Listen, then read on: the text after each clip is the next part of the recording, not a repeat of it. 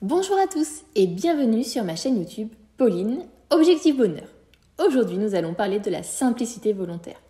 Peut-être que parmi vous, il y aura ceux qui sont déjà adeptes de la simplicité volontaire, d'autres qui en ont entendu parler et d'autres qui vont découvrir ce concept. Si on devait définir la simplicité volontaire, c'est le fait de vouloir réduire intentionnellement sa consommation, de choisir de mener une vie plus simple, avec moins de loisirs non essentiels, par exemple, je sais pas, remplacer le shopping par du jardinage, et de se concentrer sur les valeurs qui vous sont importantes. Pour ma part, au démarrage de ma vie d'adulte, j'ai connu une simplicité contrainte. C'est-à-dire que je manquais tellement de moyens que pour pouvoir m'alimenter correctement, en fait, je ne pouvais pas sortir avec des amis, avoir des loisirs. Ma simplicité était uniquement tournée vers mon loyer, mes factures et donc pour me nourrir. Quand j'ai eu un peu plus les moyens, j'ai eu cette phase de je travaille beaucoup, donc je peux bien me faire plaisir en achetant ces chaussures ou je sais pas, ce maquillage. Mais finalement, je crois que j'ai toujours été plutôt minimaliste, mais surtout j'avais tellement peur de manquer que j'ai épargné mes augmentations de salaire et mes primes. Puis j'ai rencontré mon chéri, un panier percé comme on peut appeler parfois les personnes qui doivent dépenser chaque euro, chaque centime de leur salaire. C'était son cas.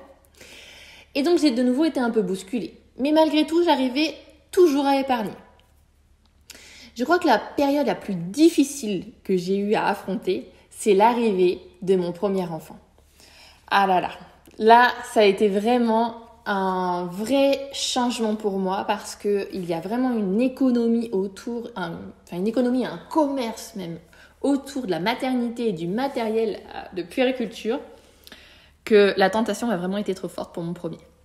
Et comme j'avais manqué de tellement de choses petites et aussi dans ma vie de jeune adulte, finalement, j'ai pas vraiment regardé à la dépense.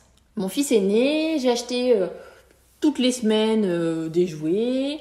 Les vêtements, je ne regardais pas, donc il y a des choses qui étaient quasiment neuves d'ailleurs. Mais pourquoi je faisais ça? À quoi bon?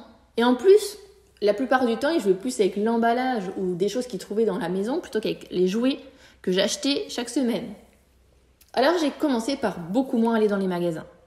J'ai vendu beaucoup de choses et je me suis rendu compte que cette simplicité que j'avais choisie, parce que cette fois-ci c'était un choix, non seulement a allégé mon intérieur, parce que j'avais moins de jouets qui traînaient partout, parce que mon fils attrapait finalement les jouets partout, et puis comme il a regardé que 2 minutes, forcément, ensuite il fallait ranger, et quand ils sont petits, là je vous parle vraiment de la période 6-18 mois, après c'est forcément le parent qui range, même si on peut essayer de dire à l'enfant de s'investir dans le rangement, c'est encore quand même un âge où on doit vraiment les accompagner sur la partie rangement.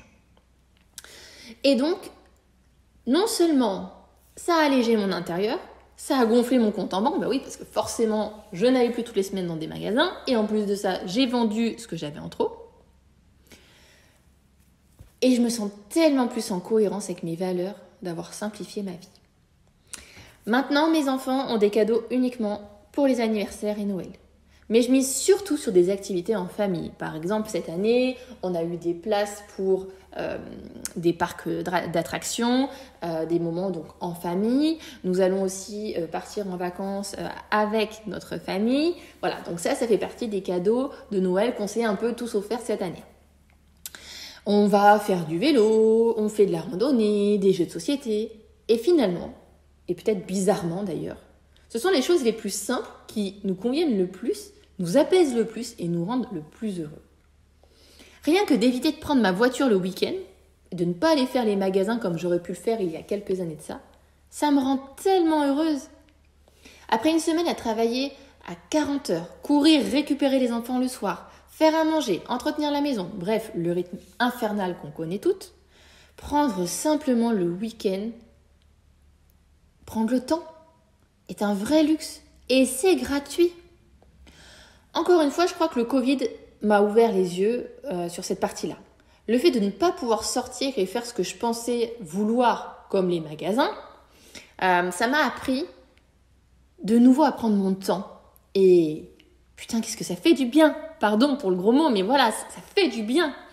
Alors aujourd'hui, je ne suis plus obligée de rester chez moi, mais je le choisis, car j'aime tellement cette simplicité et ce temps en famille. Bien sûr, je pense que je suis encore en cours de cheminement, mais c'est ok. On choisit tous notre propre simplicité volontaire. Et vous, pratiquez-vous la simplicité volontaire ? Merci de m'avoir écouté. N'hésitez pas à liker, partager, vous abonner pour me soutenir et je vous dis à très bientôt pour un prochain podcast.